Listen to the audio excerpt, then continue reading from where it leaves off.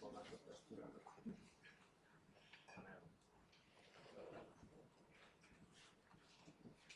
Én nem feszengek itt tovább, elkezdjük, aztán majd jönni, itt van.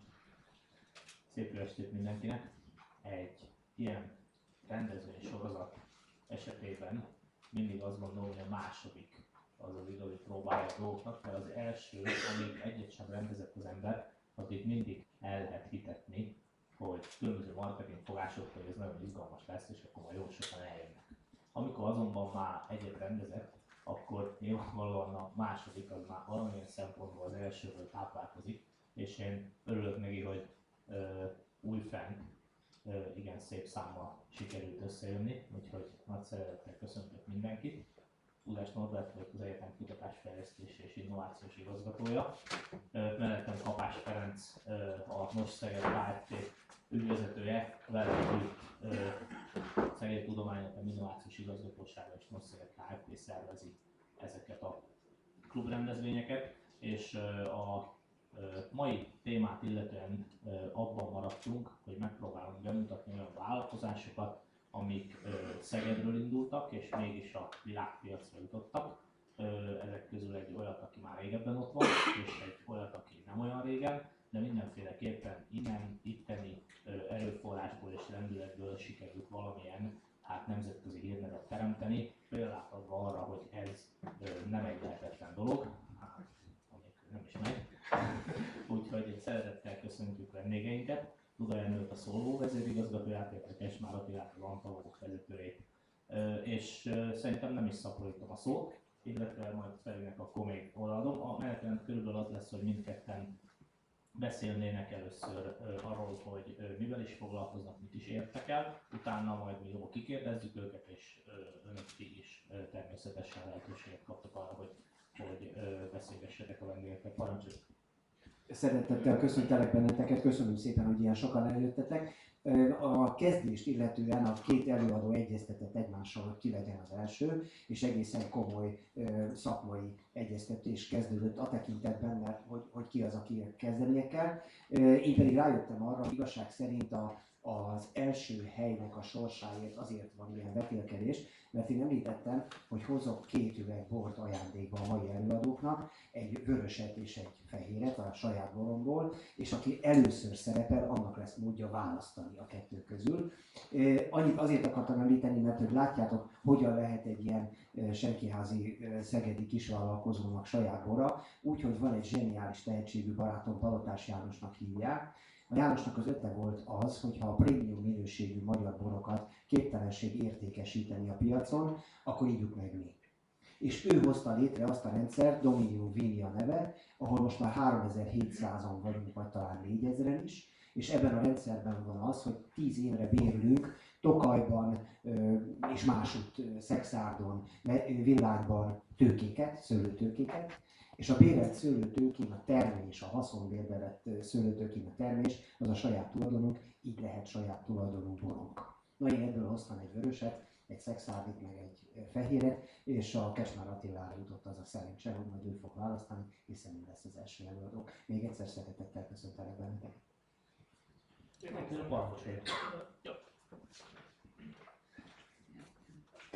Üdvözlök mindenkit, sziasztok! Remélem mindenki hall, én megpróbálom a mikrofon nélkül, így talán könnyen meg fog menni. Először is megnézítém, hogy sokszor voltam már Attéban, de ilyen messze még soha nem láttam egy nem fentről. Csak amiatt is, sőt nem is érzékeltem, hogy ilyen magasan van, pedig sokszor ugráltam már le innen. Na, először röviden magamról néhány szót, hogy ki is vagyok, mi is vagyok, honnan indultam. Aztán pedig egy rövid betekintés az Antalóba, hogy mégis mivel foglalkozik ez. Aztán utána is szeretnék beszélni arról, hogy mik voltak a negatív és a pozitív dolgok, amiket megéltünk az elmúlt 1-1,5 évben.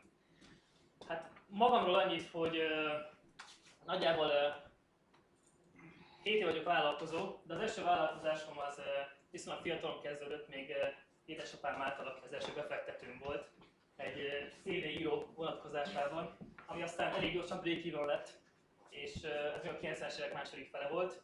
Úgyhogy talán az is volt az első impulzus, ami eljutott ezen a pályán engem. Magamról még annyit, hogy nagyjából 12 éves koromban kezdtem el fejleszteni, programozni, de aztán az évek múltán áttértem a grafika irányba. Emiatt szerencsére mind a két területtel viszonylag sokat foglalkoztam, mint programozás és mint ilyen vizuális kommunikáció, ami később olyan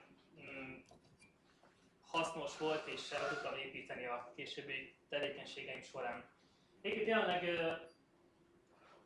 az Antalon mellett van még 2-3 másik tevékeny vállalkozásom, amivel foglalkoztam, most már talán kevésbé foglalkozom. Ezek főként webes és mobil cégek, amiknek a célja, nyilván vagy pontosabban tevékenység, amikor elindult, ez ügynökségi munka volt, sok megrendelésünk volt, kb. 300 projektet csináltunk, de azért az évek múltán rájöttem arra, hogy ez nem fenntartható. Ha van munka, ha vannak ügyfelek, van jogbevétel, ha nincs olyan jó munka, akkor nincs olyan jogbevétel, tehát nem skálázható az ügynökségi megoldás.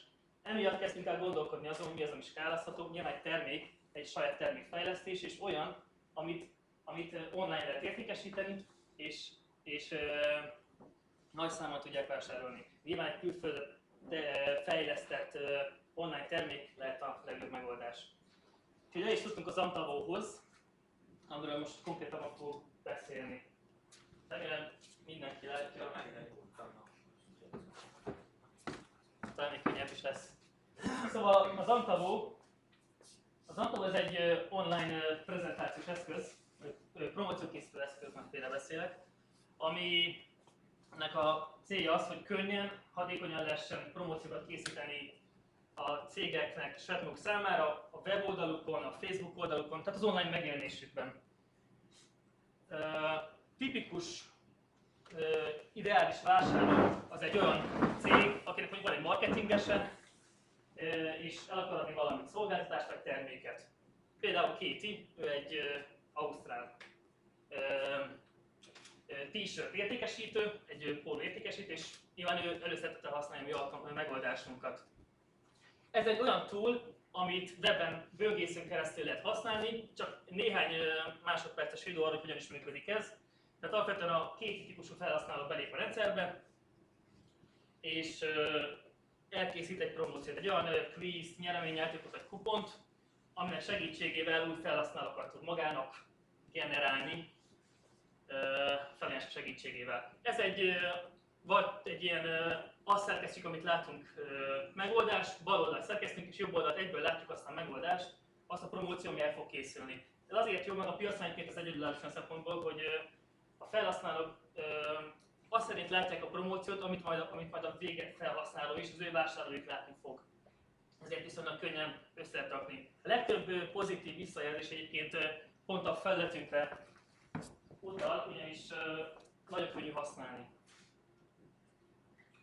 És egy pont után a versenyelőnyben nyilván ez elég fontos, hogy a felhasználóink, ha már nagyon sokan vannak a piacon, akkor könnyen tudják ezt használni. Ez a megoldás, mint mondtam, Facebookon működik, websájton, microsite-on, tehát tableteken és mobilon is. Ezek a tipikus promóciók. Hol is kezdődött? Nagyjából, mint mondtam, hogy ügynökségi tevékenységet csináltunk, tehát webes megoldásokat, elkereskedelmi megoldásokat fejlesztettünk, nagyjából 300 projektet, és akkor kb. 3 éve jött egy gondolat, egy szikra, hogy kezdjünk terméket fejleszteni, mint amit említettem is. Ez volt gyakorlatilag az Unda, ez egy terméknév volt, ami tipikus olyan termék, ami soha nem kerül ki a piacra, de nagyon sokat ölünk bele. Tehát nagyon sok pénzünkbe került, eredménye nem lett. Viszont megtanultuk azt, hogy nem csak technológiai fejlesztésből egy termék, hanem bizony marketingből, tudatos tervezésből, piaci pozícionálásból is. Aminek az egyik legnagyobb hozadéka az, hogy pontosabban jöttek hozzánk olyan kollégák is, például Szabó Zsuzsa, aki marketing szakon végzett, és nyilván már volt egy olyan szemlélete, ami minket IT-sokat, hosszú IT-sokat egy olyan irányba terelt, aminek meg lett a pozitív eredménye. A következő lépés az Antó életében az volt, amikor jelentkeztünk egy pesti kurzusra, az Ágói Péter által fémjelzett vállalkozás gyorsító kurzusra. Ekkor találkoztunk először a startup kifejezéssel. Ez nagyjából 15-6 hónapja volt, vagy 15 hónapja volt. Érdekes, hogy én elég régóta vagyok benne az IT-ban, de nem találkoztam a startup kifejezéssel korábban, vagy legalábbis olyan formában. Mostanra persze már elég divatos lett, gondolom mindenki ismeri a startupot, a csapból is ez folyik. Talán kicsit rosszul is értelmezzük ezt, de egyébként erről talán kicsit később beszélünk is. De a következő lépés az gyakorlatilag tavaly novemberben volt, amikor elindult a publikus bétánk. Ez volt az időszak egyébként, amikor a GTK-n, a Mesteres Marketing képzésen az Antaló egy fél évig kísérleti, vagy pontosabban nem tananyag volt, ez erős túlzás, hanem ebből készítettek piaci kutatás pozícionálást a diákok az Antalóból. Természetesen akkor egy nagyon, nagyon limitált és nagyon korlátozott, sőt, nagyon kezdetleges fázisú valami volt, amit csak egy szegedi kis cég fejlesztett, és nem volt egyáltalán biztos, hogy ebből bármi is fog bekövetkezni. Ami aztán persze elindult valamilyen irányba. Legfőképp amiatt is, mert volt egy Facebook változtása tavaly februárban, annak következtében elkezdtek rólunk írni a külföldi sajtó, blogok és oldalak, amiből jött egy nagy felhasználó növekedés, és ennek a következménye az lett, hogy pont akkor jelentkeztünk a Seedcamp versenyre, és ők azt látták, hogy hirtelen 80 felhasználónk volt, mint a jelentkezés előtt. Néhány szó a Seedcampről, aztán olvasható volt a bevezetőben is, hogy mi a világpiacra mentünk, persze nagyon hangzik, de valójában jelentkeztünk körülbelül egy másfél évvel ezelőtt a Seedcampnek a versenyre. A Seedcampről azt kell tudni, ez egy korai befektető és mentoring program. Olyasmi, mint a Y Combinator, nem tudom, hogy valaki hallott róla, ezt Amerikában csinálják, talán a leghíresebb, több mint 20 éve működik, meg a mondjuk 500 Startups. Ezek elég híres programok, a célja az, hogy nagyon korai fázisban befektetnek egy cégbe, viszonylag kis összeggel, kis értékelésen, ugyanakkor megmutatják nekik azt, hogy hova lehet fejlődni, adnak kapcsolatokat, nyilván a kapcsolati hálózaton keresztül, és tőkebefektetést is. Ennek az európai legmenőbb és a legnépszerűbb programja a Seedcamp, ők egy angol cég, londoni cég, nekik is már 80 befektetésük van, és erre jelentkeztünk tavaly márciusban. És itt mondtam, a Facebook boomnak volt egy hirtelen 8-szoros felhasználó növekedésünk, és nagyon jól sikerültünk Tel Avivban, és Tel Avivban volt a verseny, amit sikerrel teljesítettünk, és kikerültünk Londonban. Az elmúlt 8 hónapban Londonban voltunk, és alapvetően business developmentet folytattunk, tehát üzleti kapcsolatokat építettünk a későbbi eredményességünk szempontjából. Egy szó mint 100, a növekedésünk most ott tart, hogy nagyjából 7000 felhasználónk van, 7000 cég, akik használják a rendszerünket, és bízunk benne, hogy ez tovább fog növekedni. Ez a dia gyakorlatilag arról szól, hogy honnan vannak felhasználók, Antaló felhasználók a világban. Igazából 140 országból, csak ha mindegyik sarga lenne, akkor nem látszódna azt, hogy van eltérés a kettő között. De elég sok helyről szerencsére. És nagyjából 250 000 minőségi leadet generáltunk eddig az ügyfeleink számára, 7000 biznisznek. Ez volt, hogy nagy vonalakban az, hogy mégis miről szól az Antaló, tehát egy promóciókészítő eszköz, amelynek a segítségével a cégek nyereményjátékokat, kuponokat, különböző versenyeket, konteszteket tudnak készíteni online, Facebook, social környezetben és web környezetben, és ezáltal új felhasználókat tudnak generálni, vagy értékesítést tudnak növelni. Viszont ez az út nyilván nem volt olyan egyszerű, ez az út, mert ez kicsit túlzó, hiszen még az út legelején tartunk, de már eddig is elég göröngyös volt. És én most ezt szeretnék mondani néhány példát, amit egyébként még senki korábban nem mondtunk el, legalábbis nem így kommunikáltuk, vagy ami tanulságos volt az út szempontjából. Az első, ami talán nem olyan nagy volumenű, de tavaly augusztusban kezdtük el bevezetni az árazást. Tehát addig az Antaló ingyenes volt, és nem termeltünk bevételt sem, és nyilván szükségünk volt rá, hiszen már áprilisban kimentünk Londonba, és elkezdtünk oda, hogy elkezdjük charge-olni a felhasználóinkat, annak reményében, hogy bevételt termelünk, hiszen éreztük a nyomást is a befektetői oldalon a később befektető tárgyalásoknál, hogy szükség van bevételtermelésre. És az a tanulság, hogy megpróbálkoztunk egy olyan modellel, ahol egy fix $50 árat vezettünk be a szolgáltatásért, tehát mindenkinek $50 kell fizetni egy induláskor, és utána a modell arról szólt, hogy annyit kell fizetni, ahány új felhasználót generál a rendszer.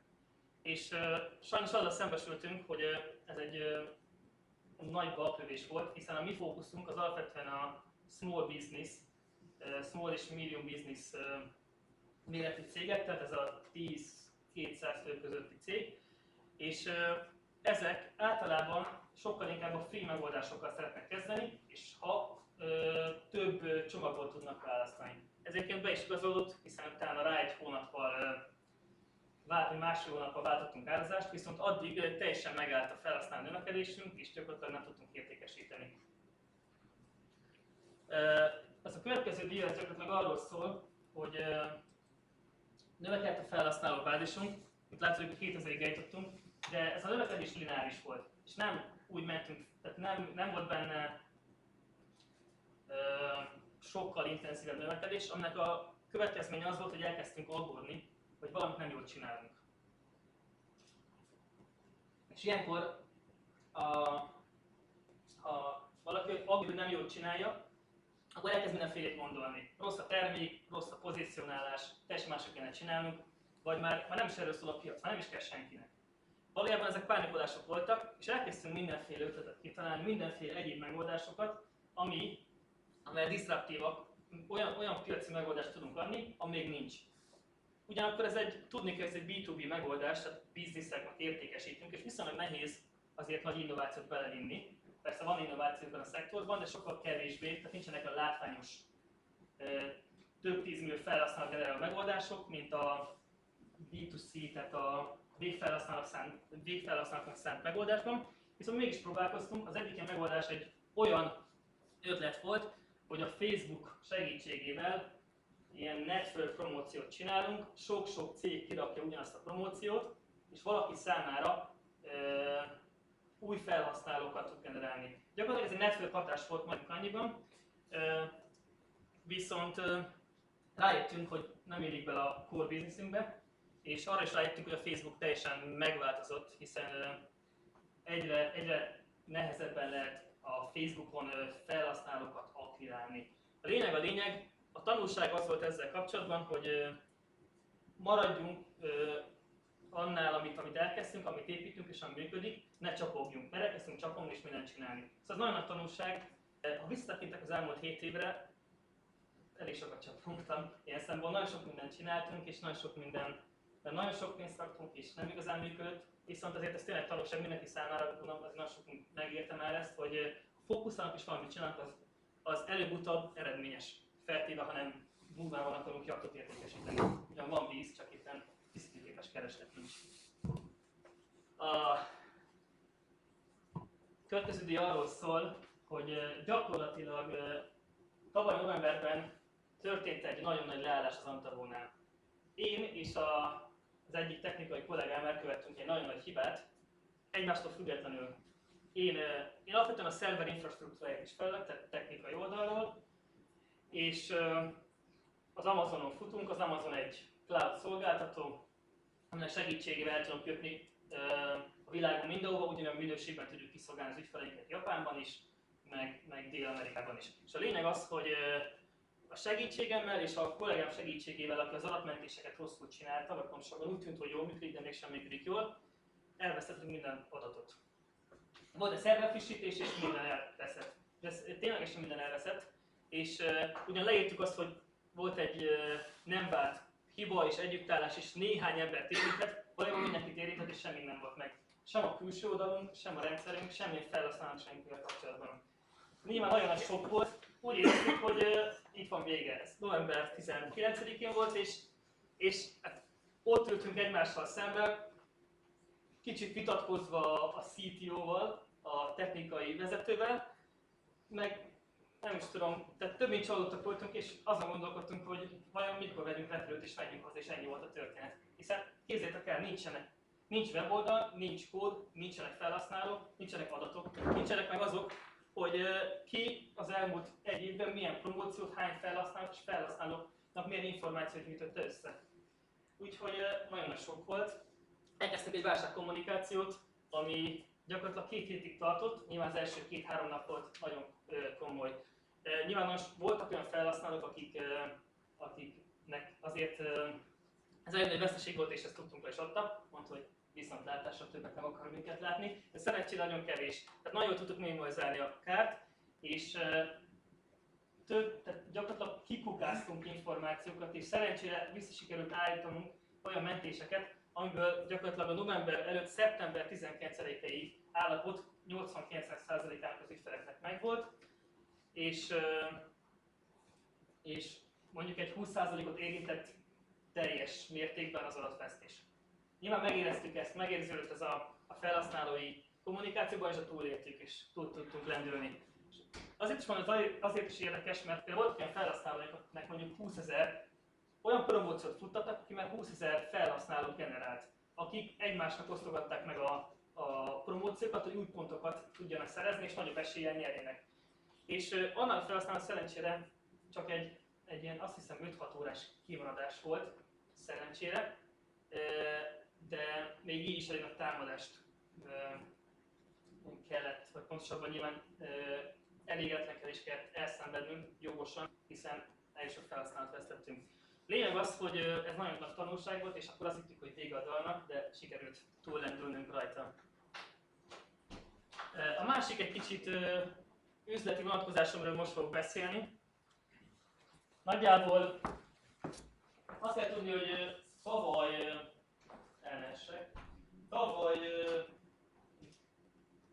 15 hónapra kezdtük el a vételt indítani, és ez a görbe gyakorlatilag arról szól, hogy mikor tudunk tőkét bevonni, és mikor kedvező nekünk a feltétel. Nagyjából ezt akartam szimbolizálni ezzel. És akkor mi elkezdtük ezt, nyilván hallottuk a startup világból azt, hogy itt van a 8 Jeremy alap, mindenki 200 millió forintot kap, ami valójában nem így van. Nagyon könnyű pénzbe vonni. Viszont nyilván rá kell döbbenünk, hogy se felhasználunk még az elején, se múltunk, sem pedig olyan jövőképünk, amit elnéznek nem volt. Úgyhogy nem is volt reális. Viszont eltelt fél év, bekerültünk a Seedcamp programba, kikerültünk Londonba, tudjuk, hogy egyedüli magyarként kaptunk befektetést, az utasok kapott más magyar cég a Seedcamptől, és akkor, amikor eljutottunk abba a pontba, a Seedcamp pontba, akkor kaptunk előszerződéseket befektetés vonatkozásában, amit visszautasítottunk, hiszen azt gondoltuk, hogy sokkal jobb jövő vár ránk a Seedcamp utáni világban.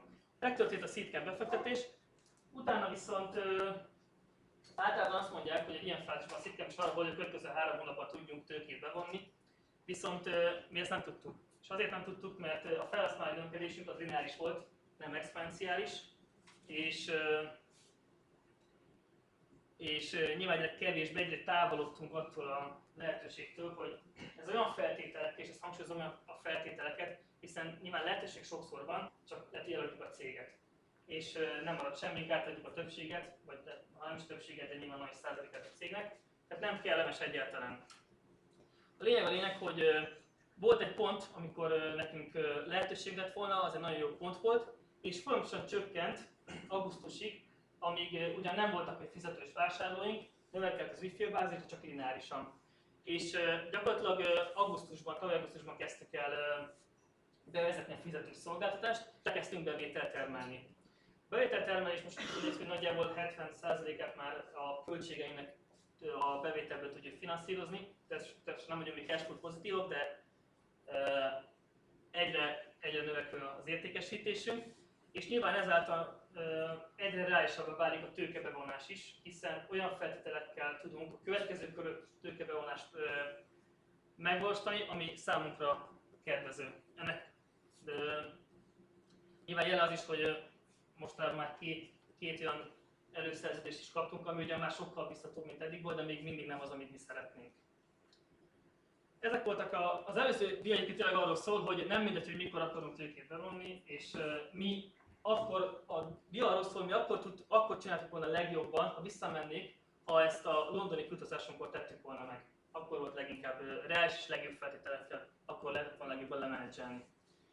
Jó, néhány pozitív dolog, ami velünk történt, és ilyen fordulópont az életünkben, az, amit mondtam is, a Facebooknak a változása, amiatt hirtelen nagyon sok felhasználónk lett. Ezt úgy értük el, hogy írtak rólunk, például az All Facebook az egyik legnagyobb Facebookos oldal volt.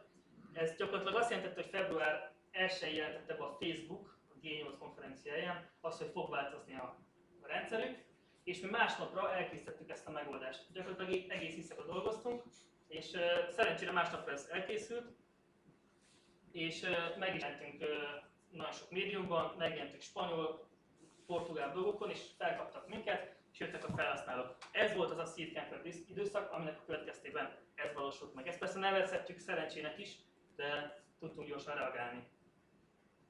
A másik az gyakorlatilag az londoni kintlét. Most nem annyira a Londonról akarok beszélni, hogy miket értünk meg ott, de az mindenképpen az egyik legnagyobb, vagy a legpozitívabb hozadéka az az, hogy nagyon sok céggel tudtunk egy légtérben együtt dolgozni. Például látszik a képen is, hogy tőlem balra finn srác mobil alkalmazásokat fejleszt, angol, ukrán, kínai, spanyol, mind különböző cég, viszont folyamatosan meg tudtuk egymással osztani a gondolatainkat, mint üzletfejlesztésben, mint technológiai kérdésekben is. Úgyhogy ez a legnagyobb hozadéka, meg ez volt a legnagyobb tanulság, meg lehetőség, amit mi ki tudtuk aknázni, mi gondolom a londoni kintlétben. Ugye az 3 hónapnak indult, de aztán 8 hónap lett belőle. És még egy érdekes kép, ez nem teljesen kapcsolódik ide. Nyilván nagyon sok eseményen voltunk itt Londonban. Az egyik ilyen a Facebooknak a londoni irodanyító bulia, és ez azért volt érdekes, mert ide úgy tudtunk bejutni, hogy titoktartási szerződést kellett aláírnunk. Tehát beléptünk, és volt egy pult, ahol egy titkár elég rakott egy szerződést, és végig kellett olvasni, elfogadtuk, akkor tudtunk belépni a buliba. De nagyon sok érdekes esemény volt. Még egy nagyon fontos dolog, az, hogy mi eljutottunk ide, eddig a pontig, ami persze még az út legelején van, az legfőképp a csapatnak köszönhető. Magamról ugyan beszéltem már, de mellettem Gábor, Csalmai Gábor, vele 7 éve dolgozom együtt, Szabó Zsuzsa, ő marketinggel foglalkozik, András bankár, gyakorlatilag New Yorkban is, Londonban volt 5 évig bankár, és ezek azok a skillsetek, amiket visszaigazolást is nyert, amikre szükség van egy csapat építése folyamán, aminek segítségével el tudunk jutni egy pontba, és nyilván tovább tudunk lépni. A legszélén a képnek egyébként Várdi Zoltán van, ő a TD2-nek volt a vezérigazgatója, ő egy amerikai-magyar ember, és nagyon sokat segít nekünk, mint tanácsadó. Úgyhogy nem tudom, hány percet beszéltem, de nagyjából 15. Köszönjük szépen, abban maradtunk, hogy először meghallgatjuk erről is, és akkor majd egyben lesznek kérdések, jó? Parancsoljuk. Én is inkább kiállok ide. Nagy szeretettel üdvözlök mindenkit. Nekem marhára tetszett ez az előadás. Szerintem nagyon jól lett összeválogatva a két gyorsan növekvő iparág, amiben egy csomó hasonlóság és egy csomó különbség van. Azért mi telepünk a gyógyszeriparba, ez a mondás, hogy és akkor másnapra átalakítottuk a terméket. Tehát nálunk ilyen 15 éves fejlesztési ciklusok vannak, úgyhogy ezért innen jönnek a különbözőségek, és szerint a kihívásokban sok minden hasonló van. Nagy érdeklődéssel fedeztem föl, hogy néhány közös pontunk biztosan van. Az egyik az, hogy én is 12 évesen kezdtem el programozni, és tínédzserkoromban egész sok pénzt kerestem vele, amíg aztán az egyik programozó társam kiderült, hogy ő sokkal jobban csinálja ezt, mint én. És ezért úgy döntöttem, hogy akkor én valami más keresnék, és végül így lettem vállalkozó. Úgyhogy a másik az, hogy amit ugyancsak a Jate Klubról említettél, hogy azon sok száz alkalommal, amikor a Jate Klubot az utolsók közt hagytam el, sose gondoltam volna, hogy egyszer itt fog föntállni és engem fognak lent hallgatni, de azért ez már jó néhány évvel ezelőtt volt. Tehát még mondtam, én alapvetően vállalkozó vagyok, és sokféle fajta bizniszsel foglalkoztam már. Ugye most egy biotechnológiai cégről kérték, hogy meséljek itt. Egyéb vállalkozásaim voltak, a Coffee Generát lehet, hogy van, aki ismeri, vagy a Bocitei volt itt két sarokkal, vagy esetleg az antikvárium.hu lehet, hogy néhányan vásároltak már, tehát elég sok mindenfélét csináltam, és igazából ebben a bizniszben viszonylag szokatlanul csapottam bele, egy pénzügyi tanácsadó cégünk volt, ahol az egyik projektünk az egy magyar találmánynak a fölkarolása volt, amihez gyógyszeripari partnert kellett volna találni, ami aztán annyira megtetszett nekem, vagy annyira megtetszett nekünk, hogy úgy gondoltuk, hogy a saját pénzünkből fogjuk megfinanszírozni, és ez lett a Solvo Biotechnologiai ZRT. Na most, eredetileg én is készültem egy 134 szlájdos technológiai prezentációval, és arra gondoltam, hogy megosztom a közönséggel, hogy lehet azt megoldani, amikor egy emberi fehérjét megklónozunk, és utána a gént egy bakulovírussal bevisszük egy molylepkének a betetészek sejtjébe, és utána az izolált membránon összadió 17 glikoronáttal veziklális transport érünk. És utána mégiscsak úgy ítéltem meg, hogy ez nem biztos, hogy annyira érdekelni a közönséget, úgyhogy most megpróbálnám a nagyon leegyszerűsített verziót elmondani, hogy mivel is foglalkozunk, ami körülbelül úgy néz ki, hogy van egy gyógyszergyár, küld nekünk egy kis fiolába pici fehér port, vagy valamilyen színű port, és nekünk azt meg kell jósolnunk, hogy a szervezetben hova fog eljutni. Tehát mondjuk adott esetben bekerül az agyba, felszívódik a bélhámból, kiválasztja a máj vagy a vese, és akkor csinálunk mindenféle kísérleteket ilyen lötyőkkel, írunk egy riportot, és ezért fizetnek nekünk sok pénzt.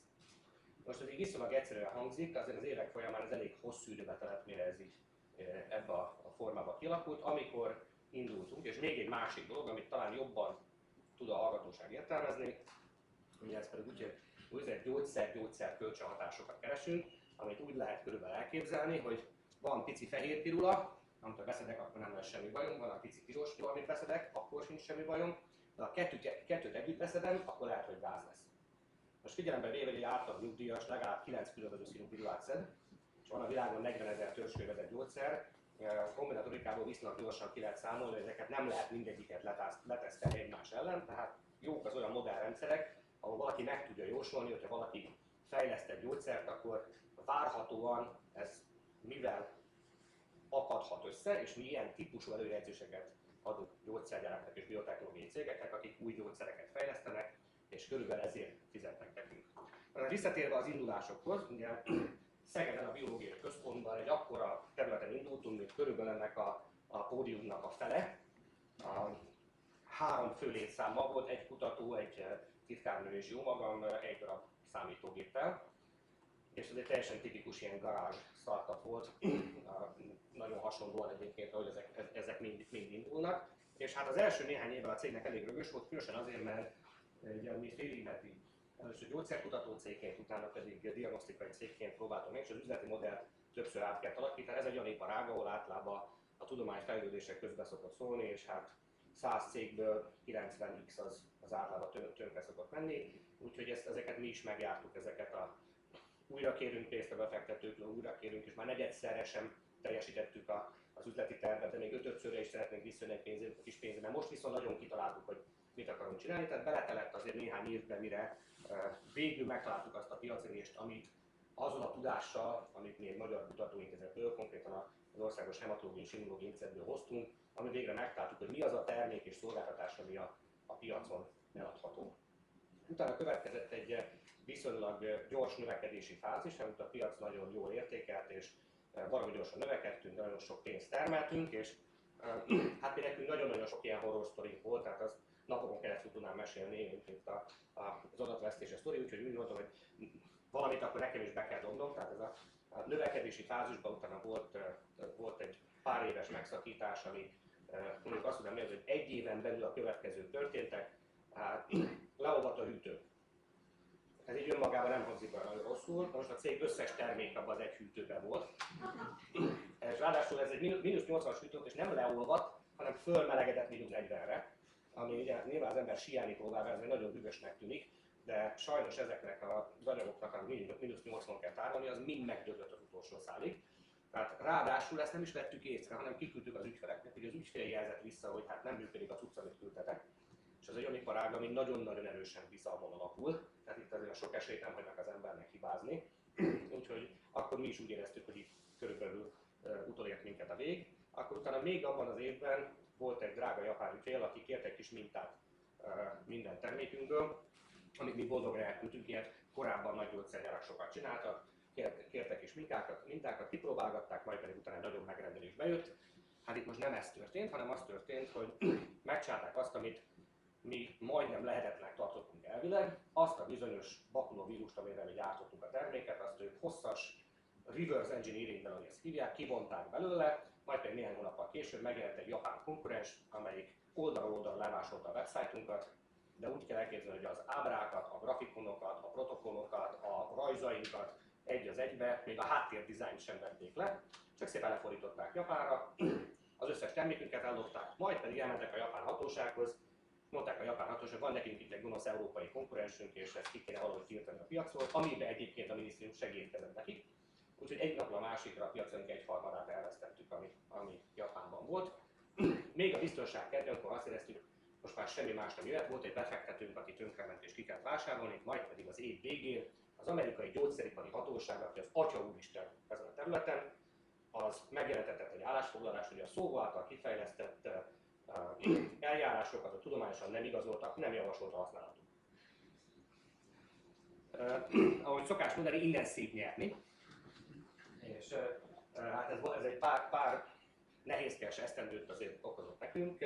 Nyilván van az a világ legszabályozottabb iparága, tehát amikor nem vagy benne abban a 13.786 féle kötelező vizsgálatban, amit kell csinálni, hanem a tiéd, úgy hívnak angolul, hogy nice to have, tehát ugye ezek mind a kötelezők, csak ezen kívül te valami pluszt adsz hozzá. Most erre közli a hatóság, hogy egyébként amit csinálsz, az nem jó.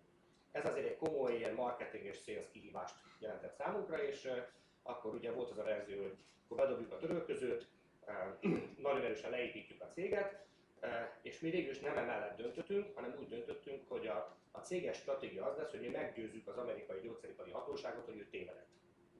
Ami így from Szeged, Hungary egy elég bátor stratégiának tűnt, és valóban az történt, hogy újabb pénzeket vontunk be, és nagyon-nagyon sok összehasonlító kísérletet csináltunk, és nagyon sokat publikáltunk, összesen 40 valahány cikket, ahol a korábbi technológiákat összehasonlítottuk az általunk kifejezett újabb eljárásokkal, és végül is igazoltuk azt, hogy mi azt gondoltuk, hogy igazoltuk, hogy ezek pontosabban tudnak bizonyos élettani folyamatokat megjósolni.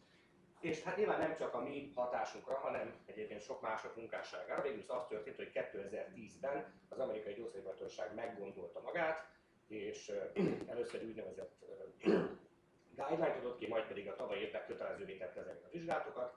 Tehát gyakorlatilag aki ma gyógyszerkutatást végez, és úgynevezett kis molekulákat fejleszt, tehát nem hatalmas nagy fehérket, bármilyen betegségre, bármilyen gyógyszert fejlesztenek, ilyen típusú vizsgálatokat kell csinálni. Úgyhogy a mi marketingeseink kihívása teljesen megváltozott, mert itt nem arról kell meggyőzni az ügyfelet, hogy miért kéne neked ezt a hülyeséget csinálnunk, mert nincs benne a protokollban, hanem arról, hogy ezt miért velünk kell csináltasd, és nem az X japán vagy amerikai céggel, amikből egyébként még jelenleg viszonylag kevés van. Tehát körülbelül még mindig kevesebb, mint egy tucat cég van a mi kis piacunk. Ez egy nagyon-nagyon szűk, rendkívül speciális piac, ahol jelenleg még azt gondoljuk, hogy körülbelül mindenütt piacvezetők vagyunk. Japánban vagyunk talán másodikok. A többi piacokon azt gondoljuk, hogy piacvezetők vagyunk. Tehát nagyon szűk, nagyon specializált, nagyon magas szintű technológiai tudást igénylő piac. De ma már nyilván egyre többen fognak ezzel foglalkozni azáltal, hogy kötelezővé vált. Tehát van néhány nagy amerikai cég, aki berakta ezeket a vizsgálatokat a palettájába, akik nyilván ezt nagyon drágán csinálják, és itt a probléma az, hogy ők hozzácsapják 200 másik vizsgálatot, hogy még pluszba ezt is megcsináljuk. Tehát ezzel nyilván nehéz versenyezni, és van egy-két olyan specializált cég, mint mi vagyunk. Most én azt gondolom, hogy nagyon-nagyon sok mindent nem szeretnék bőven elmondani, én sokkal jobban szeretem azt, hogyha kérdések lehet válaszolni, hogy most hol tartunk, ott tartunk, hogy 110 vagyunk, van egy amerikai leányvállalatunk, ahol van néhány ember, egyébként az egész csapat Magyarországon van, Szegeden és Budapesten, kb. Kétszer annyian Szegeden, mint Pesten. Elég nemzetközi a csapat, tehát 13 különböző országból jöttek össze a munkatársak, körülbelül 80 fő kutató, akikből több mint 40 PhD, látszik, hogy hát ez egy nagyon, nagyon technológia intenzív tudás, és hát hogy mondjam, az idei évben azt gondoljuk, hogy most az amerikai és távol-keleti piacoknak a megszerzése a legkomolyabb kihíváson küzdünk, mert ott vannak igazából kompetitorok az európai piacon, ott nagyjából az egész piac jelenleg még a miénk, és egyébként a legnagyobb kihívás nem feltétlenül az ügyfelek megszerzése jelenti, hanem azt, hogy az ügyfelet meggyőzni, hogy valamit ne házon belül csináljon, hanem outsource-olva inkább kiadja nekünk. Úgyhogy én ennyit szerettem volna elmondani, és akkor nagyon szívesen válaszolok a kérdésekre. szépen. Az a helyzet, hogy azon gondolkodtam, hogy milyen olyan kérdést tudnék neked feltenni, amitől nem tűnne valami benfentes beépített kérdezőnek, mert az az igazság, hogy tök őszintén, ugye én 2000 és 2006 között a Szolvónál dolgoztam megélhetésszerűen. Akkor mentem oda, amikor 5-en voltunk, akkor jöttem, amikor 75-en voltunk, és gyakorlatilag mondjuk azt, hogy ennek a cégnek a felépítéséről szinte mindent tudok, meg az erről is, ami tenni szokott. Ezeket nem fogom megkérdezni, de Judinak sem mondtam el mindent, az az igazság. Szóval, én azt szeretném megkérdezni először is, hogy arra tudtak-e válaszolni, hogy mi hajt benneteket belülről. Volt-e annak alternatívája, hogy ti vállalkozók lettetek, és valójában mi az, ami benneteket igazából mozgat?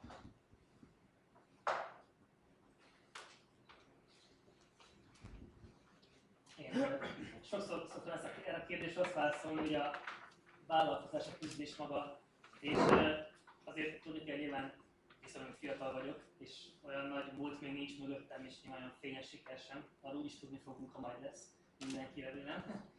Tehát a küzdés, a célok elérése sokkal inkább. Tehát én azt gondolom, hogy nagyon sokan szokták mondani, és a Silicon Valley-ben is, például most a startup kérdés elmondták, hogy nagyon sokan azt gondolják, hogy rossz az, ha az anyagi igények mozgatják, vagy az anyagi cél mozgatja az embereket. Én azt gondolom, hogy nyilván nagyon sokan Magyarországon is így vannak ezzel, de én nem ezek közé tartozom. Sokkal inkább a küzdés és a célok elérése. Nyilván a célok azok úgy működnek, hogy kitűzünk egy célt, és amit elérjük, a következőt keressük meg. Viszont mondjuk magamból kiindulni általában mindig két lépéssel előrébb lévő vagy célt szoktam kitűzni magam elé, ami nyilván elég izzadságos, fáradtságos, de élménnyel érni. Aztán pedig keresni a következőt. Tehát gyakorlatilag ez hajt. Én sosem szerettem volna vállalkozó lenni, és hihetetlen módon lenéztem a vállalkozókat. Az én fiatal koromban a vállalkozó az a susogós, melegítős, protizoknis, makoscipős csávó, aki gázátalakított cserpész Olaszországból, és stb. Valami ilyesmi szinonima volt, úgyhogy ez számomra egy abszolút megvetett terület volt, és én világhírű tudósnak készültem egész addig, amíg hát az egyetemen bizonyos professzorokkal konfliktusban keveredtem, akik erről más gondoltak. De visszatérve, amikor már vállalkozó lettem, akkor már marhára élveztem, és azt gondolom, hogy így visszatekintve, hogy valószínűleg én sokkal, de sokkal jobban teszek a tudománynak azzal, hogy azt csinálom, amit most csinálok, mint hogyha egy laborban lennék. Tehát az a habitusomból az viszonylag kevéssé passzolna. Ugyanakkor szenvedélyesen szeretem a tudományt, és talán ez így egy jó szimbiózis, hogy nem engednek valamit a kollégák. De visszatérve, hogy miért csinálom, nekem ez abszolút egy nagy társasjáték. Tehát ez egyszerűen egy marha izgalmas, nagy és komplex társasjáték, és hogy nyilván ezek az általánosítások nem mindig, de azt látom, hogy két fajta vállalkozó típus van. Az egyik, aki megszállottan a pénzért hajt és rettenetesen gazdag akar lenni, és ez egy tök jó motiváció, tehát semmi gond nincs vele, és van a másik típus, aki szenvedélyes játékos. És ez nagyon, nagyon sokszor hasonlít a kettő, de vannak bizonyos szituációk, ahol másmilyen típusú döntéseket hoznak. Én a szenvedélyes játékos kategóriájában tartozom, és egyszerűen hiányozna ez az izgalom az életemben, és van a másik fel egy olyan szabadságérzet, hogy ha van egy ötleted, akkor azt megcsinálhatod. Tehát az, hogy 10 évvel ezelőtt a kedvesem, aki itt ül Miriam Sorok, azt mondta, hogy mindenki pofázik itt arról, hogy így Szegeden jó, miért nem csinálunk egyet. És akkor következő héten alapítasz egy céget és csinálsz egyet. De csináltunk már céget, úgyhogy leültünk valakikkel beszélgetni, jött egy ötlet, és 2 nappal később működő cégünk volt emberekkel, cégnévvel bejegyezve, stb. Tehát a vállalkozói lét nem arról szól, hogy ha jön egy ötleted, akkor nem álmodozol, hanem akkor belevágsz és akkor csinálsz egyet. Ja, még egy gondolat ezzel kapcsolatban.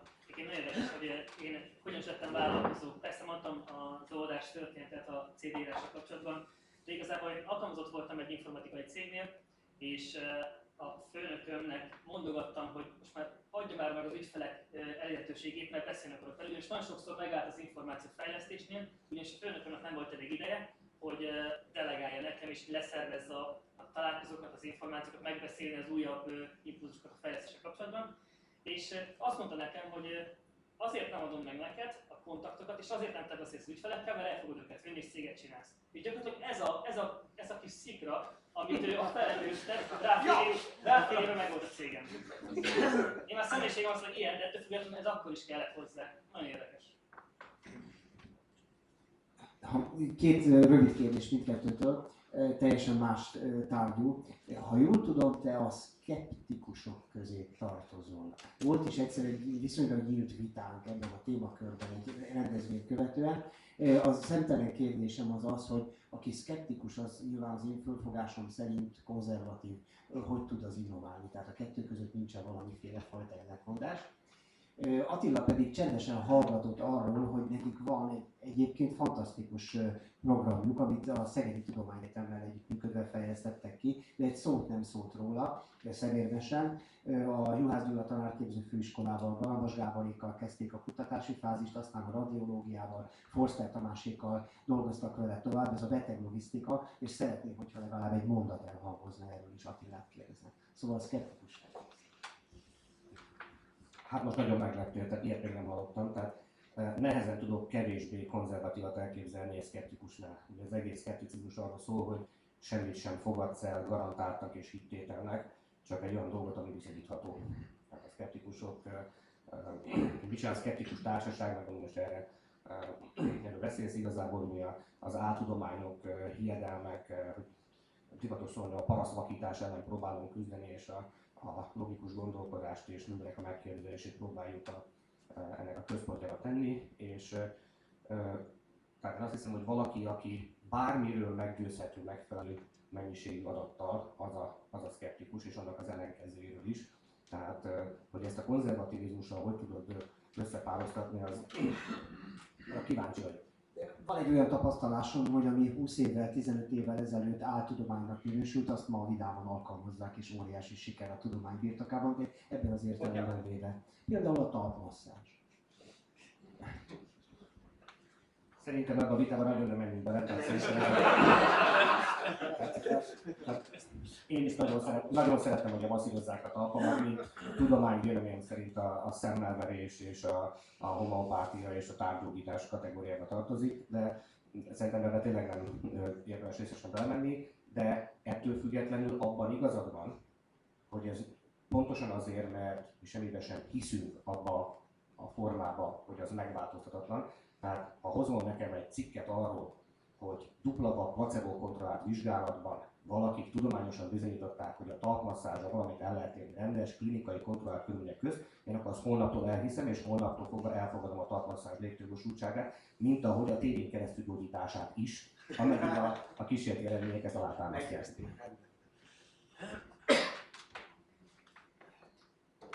Így van. Nem beszéltem a beteglogisztikáról. Alapvetően nyilván az Antavo volt a Flyer Mission szerepet, mint nagyon kapcsolatos tevékenység. Azonban van egy nagy szerelme, ami gyakorlatilag 4 évvel ezelőtt kezdődött, ez a beteglogisztika, a mobil felcserélés, nagyon sok néven illethető még. Annak a történeték nagyon röviden az, hogy anno a NOS által, Liviék Feri által elkerültük a Telekomhoz, és vittük egy koncepciót, ami gyakorlatilag arról szólt, hogy mobiltelefon segítségével ilyen virtuális információkat rakunk a telefonnak a kijelzőjére, ez ilyen ARS, Augmented Reality irány, és ezt hogyan tudjuk a szórakozásban, entertainmentben felhasználni, megkeressük a szórakozó helyeket, meg hasonlókat.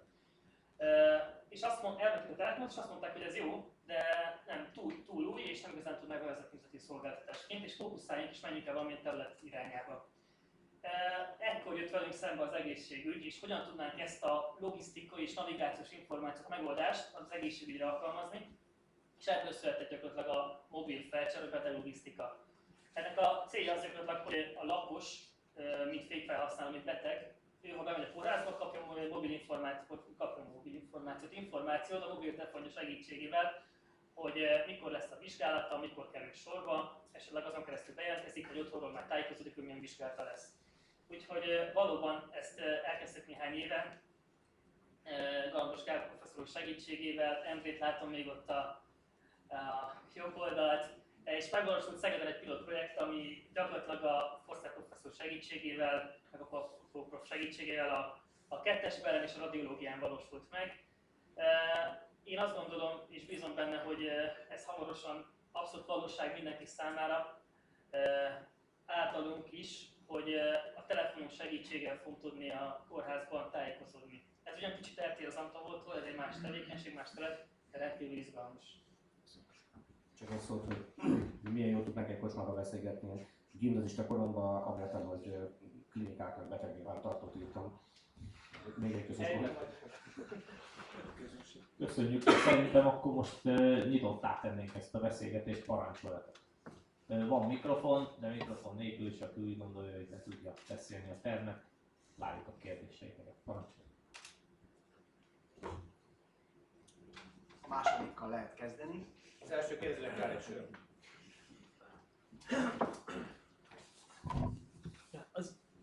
Az én kérdésem az lenne, hogy ugye mindkét cég esetében elhangzott, hogy azért mennyire függ a szabályozói környezettől. Például hogy a szó volna, hogy ugye Amerikában és Japánban is, hogy milyen esetek történtek, illetve a Facebooknál is, nem lehet kihagyni azt, hogy a Facebook nincs, akkor az Antavónak, tehát hogyha máma bezárna, akkor holnaptól nem tudná úgymond ezzel foglalkozni.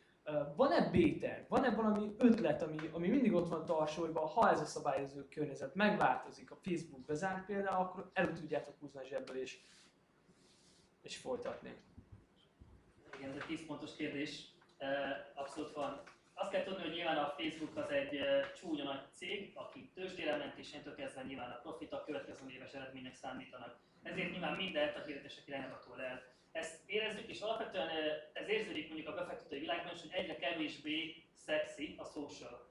A mi megoldásunk szerencsére részben social, ugyanis nyilván nagyon nagy hangsúlyt fektetünk a webes promócióba is, és ezt a B-terv tekintető, inkább azt mondom, hogy tudatos jövőben látás abban a szempontból, hogy mi alapvetően igyekszünk a web irányába tartani. Egyrészt, másrészt meg elég intenzív nálunk a dél-kelet-ázsiai fókusz. Szerencsére abban az irányba indultunk, és ott kezdtünk el bizniszt építeni az ottani országokban, és ott például kevésbé van jelen a Facebook, ott van más. De valójában bárféle igaz, ha egy magáncégtől függünk, az soha nem jó a technológia szempontjából, igyekszünk olyan irányba terelni ezt, ahol meg tudjuk tartani az egyensúlyt. Ezt kicsit messziről kezdeném. Hát, én viszonylag sok vállalkozót ismerek, és azt gondolom, hogy akik sikeresek lettek, azok klasszikusan nem a legokosabbak, nem azok, akik a legjobb iskolákba jártak, vagy a legfelkészültebb technológiával rendelkeztek, hanem akik sose adták föl. Tehát azok a panik, amikor teljesen reménytelen volt, akkor nem fölrakták a kezüket, és azt mondták, a befektető beadta a pénzét, és tovább kellene alkalmazottnak, hanem aki mindenféle körülmények között kitalál B, C, D, E, F, és most úgyis egy betű az ABC-ből, hogy hányfajta tervet. Tehát minden szituációban van B-terv. Tehát amikor teljesen reménytelennek tűnik nekünk,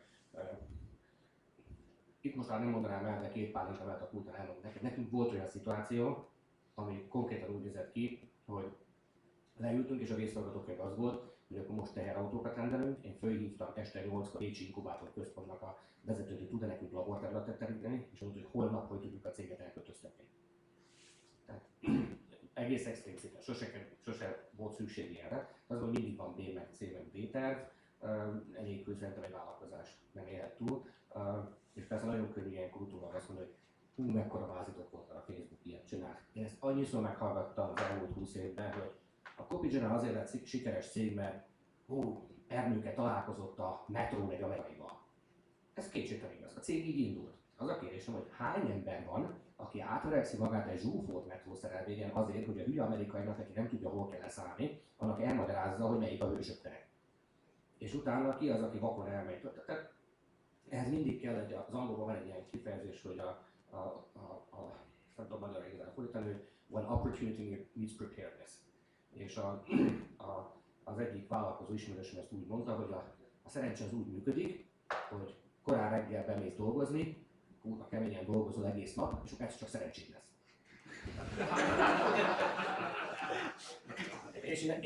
és ebben maximálisan hiszek.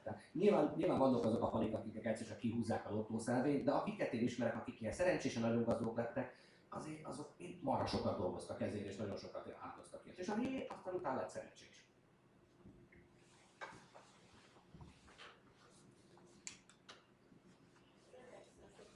Én azt szeretném kérdezni, hogy mind a két cég jelen van a világpiacon, igen sok országban van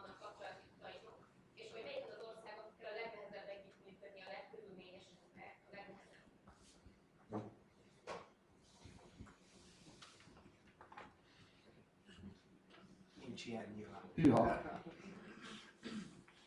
Nagyon vicces dolgokat tudnak az ember így kulturálisan, amikor sokfelé dolgozik. Mi 38 országban, tavaly évben 38 országban jöttek az ügyfeleinket, de Magyarország nem volt benne egyébként. Csak exportárbevételünk van. Szerintem nekünk a távol-keleten a legnehezebb. Tehát a kínai, japán, ezek a piacok a legnehezebbek. Japánban már megtaláltuk a módját, hogy mit kell ott csinálni.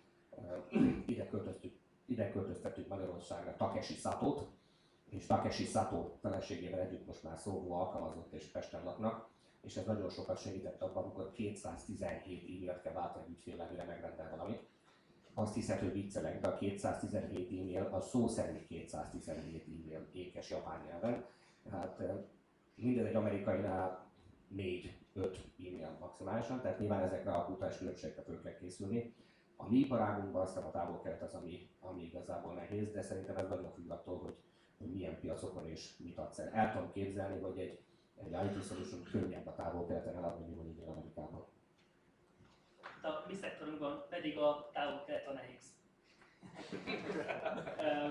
Először is mi nem vagyunk egy nagy cég, tehát nincs olyan sok humán erőforrásunk, és a fő kommunikációs nyelvük az angol, és mivel 140 országban vannak felhasználók, ezért elég sokszor viszonylag nehéz kommunikálni velük. Nagyon sok példánk van ilyen afrikai országokból, meg Dél-Amerikából, de talán az európai a legveszélyesebb kelet-európai az angol nyelv szempontjából.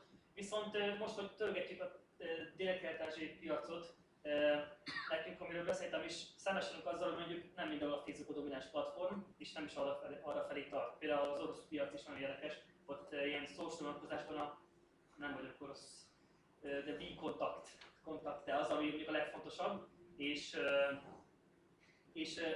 ezek nem is annyira ügyfél vonatkozású, hanem inkább technológiai vonatkozású problémák, amikkel szembesülünk, de távol-kelet dominálunk problémás lesz. Ráadásul próbáltál már Kínába Facebookozni?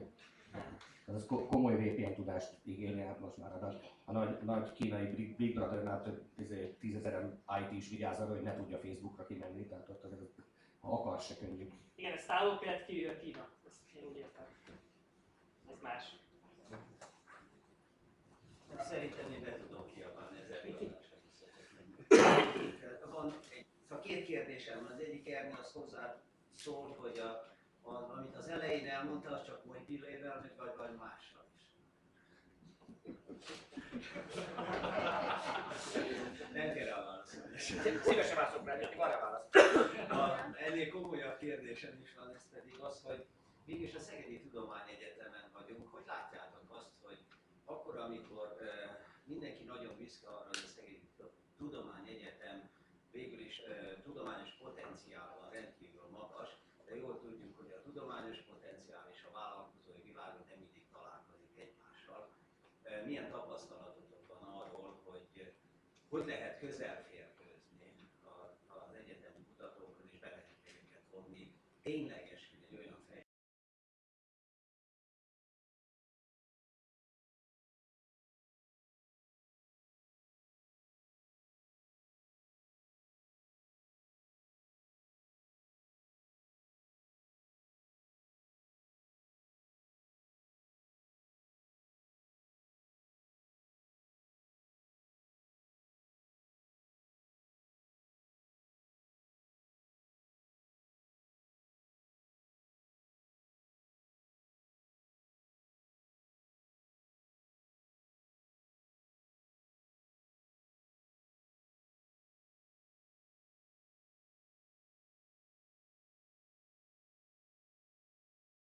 Kicsit távolról kezdem.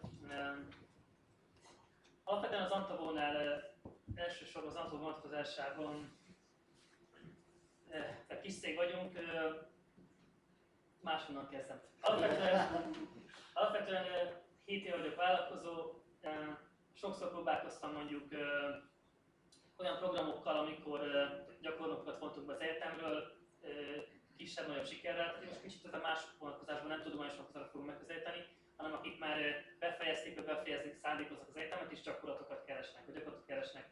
Alapvetően azt tapasztaltam mindig, hogy a gyakorlati tudás az szegényes, nagyon szegényes, És nyilván ez egy más típusú kérdés, ez egy más típusú válasz.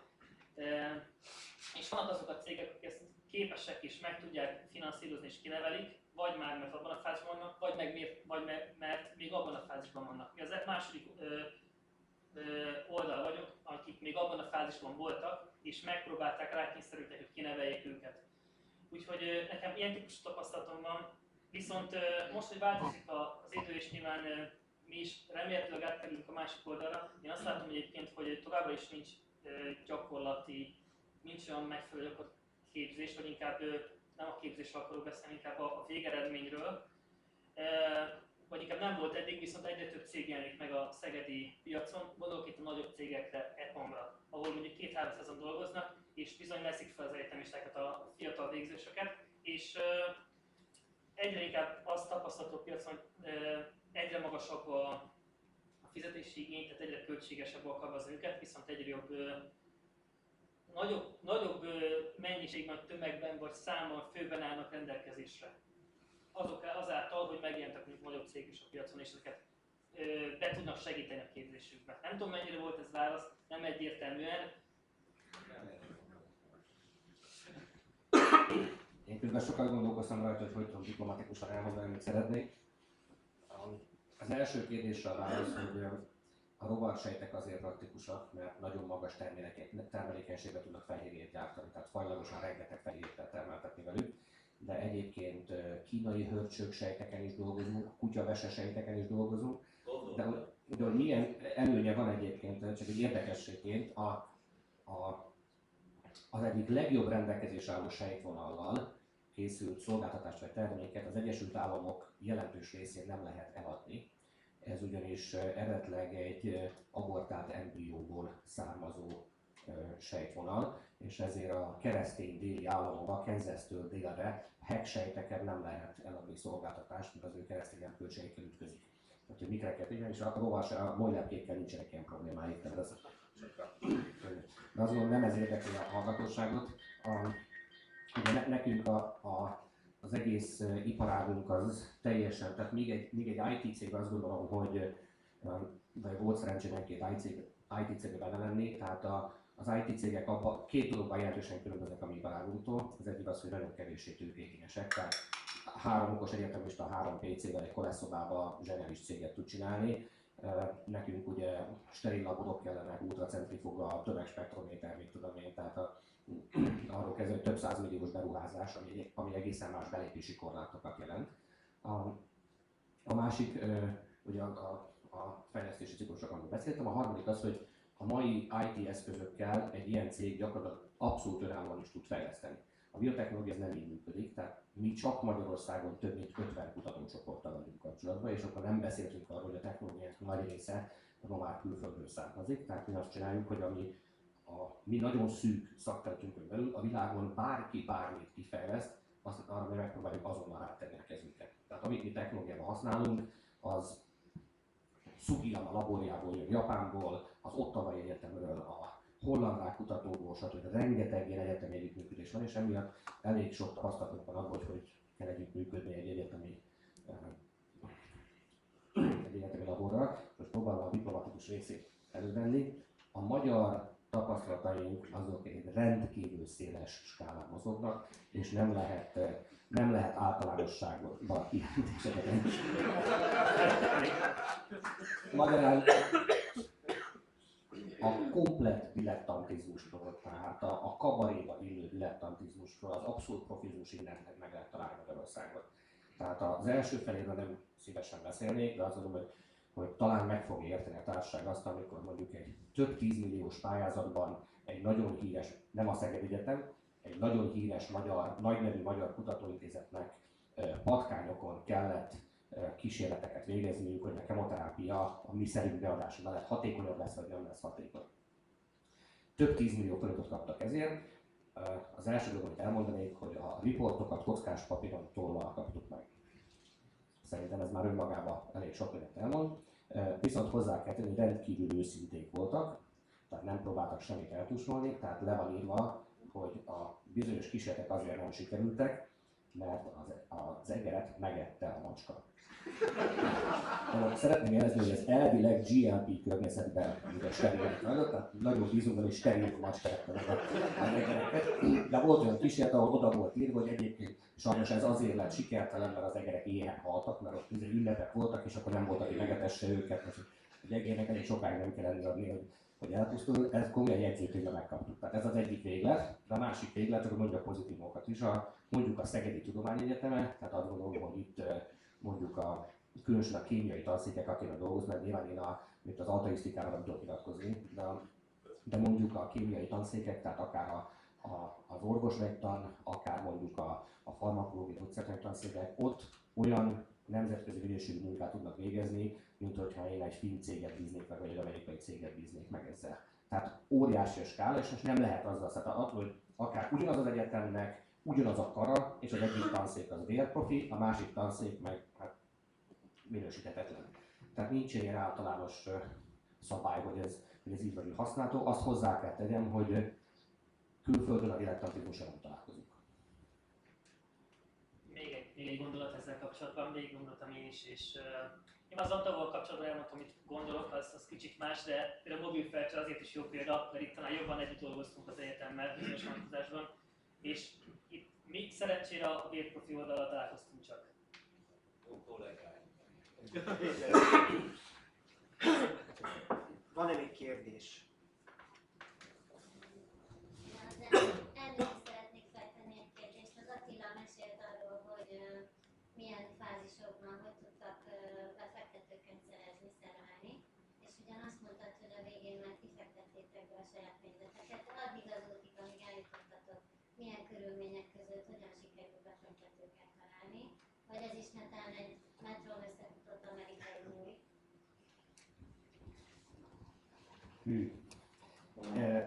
Ez egy nagyon-nagyon hosszú történet lenne, szóval nem gondolom, hogy az összes lépcsőjét elmondjam. A biotechnológiai cégekre jellemző az, hogy sok többkörös finanszírozáson mennek keresztül, pont azért, mert nagyon technológiaintenzívek és eszközintenzívek, és általában nagyon hosszú fejlesztési ciklusok alatt ilyen AB, ilyen betűvel, valamelyik már az F-roundnál tart, amikor még soha nem volt árbevétele, sőt, vannak olyan biotechnológiai cégek, amik úgy mennek tőzsdére, hogy még soha egy számlát nem állítottak ki életükbe, és soha nem volt árbevételük. Mi egy kicsit más minden cégünk ebből a szempontból, hogy most már egy ilyen főleg szolgáltató üzleti modellel dolgozunk. Annak idején a cégnek az induló tőkét, azt mi raktuk össze meglepő módon 3 jogász barátommal. El lehet képzelni, hogy mennyire kezdő bíznak bennem, hogy jogász létüknek ilyen dologba fektessenek. Tehát akivel a pénzügyi tanácsadó cégünk volt annak idején, mi négyen raktuk össze a kezdőtőkét a legelején. És rögtön egy évvel később megkerestek minket magánbefektetők, hogy hallottak a cégről és szeretnének beszállni. Ezek egyébként érdekes, hogy ingatlanban utazó befektetők voltak, de utána még sok körön végigmentünk, bejött intézményi befektető, kivásároltuk az intézményi befektetőt, bejött egy magyar állami befektető, akkor hál' Istennek megszabadulunk a magyar állami befektetőtől, annál nagyobb horrort meg nem nagyon éltünk. Majdnem ráment a cég. Most, akik külső befektetők vannak a cégben, azok üzleti angyalok, tehát magyarán olyan viszonylag jómódú magánszemélyek, akik különböző iparágokon meggazdagodtak, és ilyen üzleti angyalok van nekünk összesen, ha jól számolom, 6 darab, és a befektetésük az terjed egész onnan, hogy $25,000, amit tudom én, 5 millió forint, tehát egy megtétel, egész odáig, hogy mondjuk több mint 1 millió euró. Tehát nincsen intézményi befektető a cégben. Nekem az a tapasztalatom, hogy korábban egy kockázatőke tanácsadó céget vezettünk, hogy bár bizonyos iparágak fejlődéséhez a kockázatőke elengedhetetlen, tehát az Apple, a Microsoft, az Intel, a nagy biotechnológiai cég nem léteznének kockázatőke nélkül, de ez a leges legutolsó forrás, amihez nyúl szabad egy vállalkozónak. Tehát bármilyen egyéb finanszírozás, vagy rendelkezésre áll, azt kell hamarabb kihasználni. Klasszikusan az üzleti nagyokkal sokkal könnyebb dolgozni, tehát ezt mindenkinek messze nem tudom ajánlani. Vannak ma már Magyarországon olyan befektetők, például az illető website-látok például Várni Zoli, ő egy ismert ilyen IT befektető, de most már jó néhány olyan magyar van, vannak külföldiek is, akik magyar cégbe fektetnek, tehát aki most startupot csinál, mindenképp azt javasolnám, hogy ilyeneket keressenek meg, és csak a utolsó esetben menjenek el intézményi befektetőkhöz. Remélem ezzel sikerült megválaszolnom. Nekem is tenni ezzel kapcsolatban. az ilyen egy-két mondat, aki most startupot csinál, és milyen befektetőt, vagy milyen úton induljon el. Én azt gondolom, hogy itt az IT vonatkozásban tudom csak elmondani, aki 3 géppel összeáll és elkezd csinálni valamit, egyébként ez abszolút így van.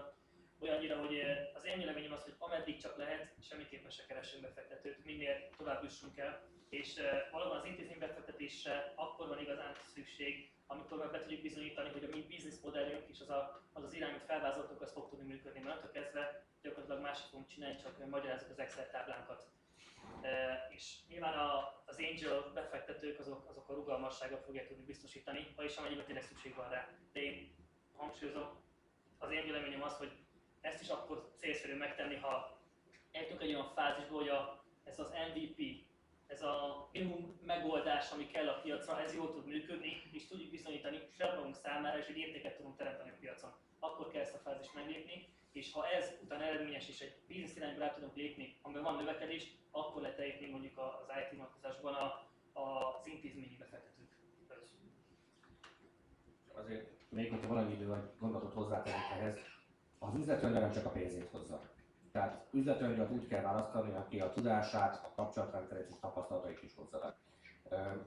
Megkeresett 2 évvel ezelőtt egy tanítványom, lehet, hogy ismered őket, megkeresett 2 évvel ezelőtt egy tanítványom, hogy hát fiatal egyetemista gyerek, ő céget akar indítani, és ők egyébként cloud titkosításban utaznak. Most nem menjünk bele, de ez rezolít, és akkor beszélgettem velük, akkor nagyon sok alkoholt megittunk együtt, átnéztem egyszer az üzleti tervüket, utána a termsheetüket, bemutattam őket néhány befektetőnek, és ez a srác, aki most egy 20-valahány fős céget vezet, aki azt gondolom, hogy ezen a területen egyébként a világ élvonalába tartozik, és ő is összeszedtek most arra már egy 400 millió forint közti tőkét, ugye még nem végzett az egyetemen. Tehát nagyon okos fiú, azt gondolom, hogy ragyogó üzletemben van érzéke a bizniszen is, de hát azért mégiscsak 23 éves. Tehát az ő esetében az, hogy azok a befektetők, akik beszálltak, tehát az egyik hasonlóan bemutattam, az Andreas Kenny nevű ember, aki 20 évvel ezelőtt már egy vállalatirányítási rendszert fölépített, ami egy konkurense volt, mint az SAP-nak, és ezt 15 évvel ezelőtt eladta, és azóta, mit tudom én, 20 vállalkozásban vett részt. Itt az igazi értéket nem azt képviseli, hogy most odatol 100 vagy 200 eurót, hanem azt, hogy mindenkit ismer, és 1000-szer látta már azokat a problémákat, amivel mondjuk egy 20 éves magyar gyerek még sosem találkozott. Tehát ha befektetőt keresünk, akkor azt kell keresni, hogy nem csak a pénzt hozza, hanem egy olyan tapasztalatot hoz, amivel nem kell azokat a hibákat elkövetnünk, amikből ők már egyszer tanultak. Megtámadnálok benneteket egy kérdéssel így utoljára, de adok majd egy kis gondolkodási időt. Az lesz a kérdés, hogy mi az, amit úgy gondoltok a legfontosabb dolog, amit a managementből tanultatok a gyakorlati tapasztalatok során, és ahogy gondolkodtok, én elmondom, hogy miért kérdezem. Mert ugye most annak ellenére, hogy most egy egyetemnek dolgozom megélhetésszerűen, de ugye számos vállalkozásban lesz különböző érdekeltségem, és egy idő után észrevettem, hogy amikor ezt a kérdést kérdezik, egy idő után mindig ugyanazt válaszolom. Tehát egy ideig különböző válaszokat adtam, aztán úgy gondoltam, hogy után mindig ugyanazt mondom. Hát most nem fontos, hogy mit, mert ez a műsor nem rólam szól, hanem rólatok, úgyhogy fogalmazzátok meg ti. Parancsolj!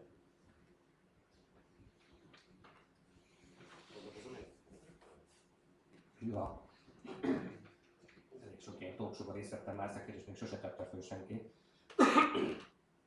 Talán azt hangsúlyoznám ki, hogy talán szét kéne választani, tehát mondjuk egy egyetemista számára, aki azt mondja, hogy az akadémiai közegbe fog bekerülni és kutató lesz, vagy pedig elmegy egy céghez dolgozni, annak a számára az, hogy valaki egy cégnél alkalmazott, vagy a cég az övé, az csak egy pici különbség a között, hogy egyébként bizniszben van. Hát az egy marha különbség.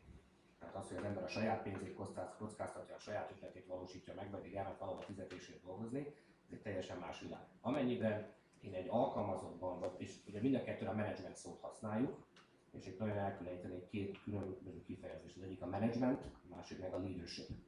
És azt gondolom, hogy vállalkozóként nem a managementen van a hangsúly, hanem a leadershipen van. Ezt most hogy lehet legjobban magyarra, nem akarok itt nagyon angol fog lenni, de nem tudok rá annyira jó magyar kifejezést mondani. Tehát azt szokták mondani, hogy menedzselni dolgokat lehet, és leadershipben meg embereket vezetsz. Most a cégek nem dolgokról szólnak, hanem emberekről szólnak. Tehát azt gondolom, hogy vállalkozóként nem az a lényeg, hogy egyébként dolgokkal tudsz mit kezdeni, és tudsz mérleget olvasni, és jelenértéket számolni, és Exceleket bújni, hanem az a kérdés, hogy tudsz embereket motiválni, tudsz kiválasztani, motiválni és vezetni embereket. Szerintem a vállalkozás erről szól, nem pedig menedzselésről. Hát erről szól, én is azt gondolom. Legjobb példán én vagyok. Nem tartom magamat mutatónak, és nem énekelek, hogy aki a magasztárban fel tudna lépni. Én azt gondolom, hogy sokkal inkább amiben sikereket tudtam elérni, az, hogy olyan embereket tudtam motiválni magam körül, akik nagyon ügyesek valamiben, és közösen el tudtuk érni a célokat. Tehát legfőképp menedzsment ebben a vonatkozásban számomra ezt jelenti, hogy tényleg emberekkel dolgozunk, és velük együtt érjük a célokat.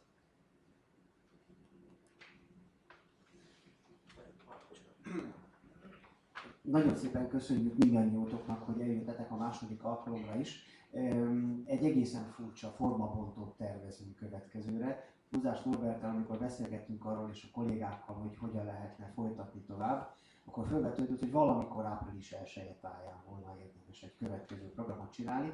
Hát nem ígérem, hogy pontosan 1-én, de valamikor április elején csinálunk egyet, és ez egy olyan bolondos, talán őrültnek tűnő innovatív ötleteknek a bőrzéje lenne, majd közösen kitaláljuk még, hogy hogyan. Az én elképzelésem szerint jelenlévők valamilyen módon minősítenék is ezeket az ötleteket, de bújtogatni szeretnének benneteket, az itt lévőket, akiket köszönöm, hogy itt vagytok.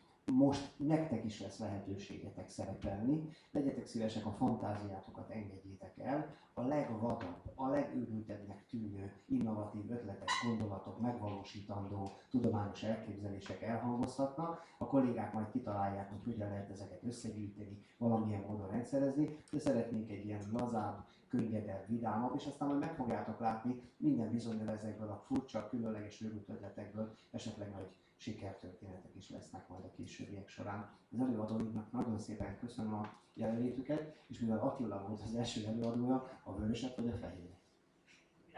Átadom választási lehetőséget, a fehér az tokai, a vörös az szexáz. Rendben. Már köszönjük még egyszer. Tapsoljátok meg őket!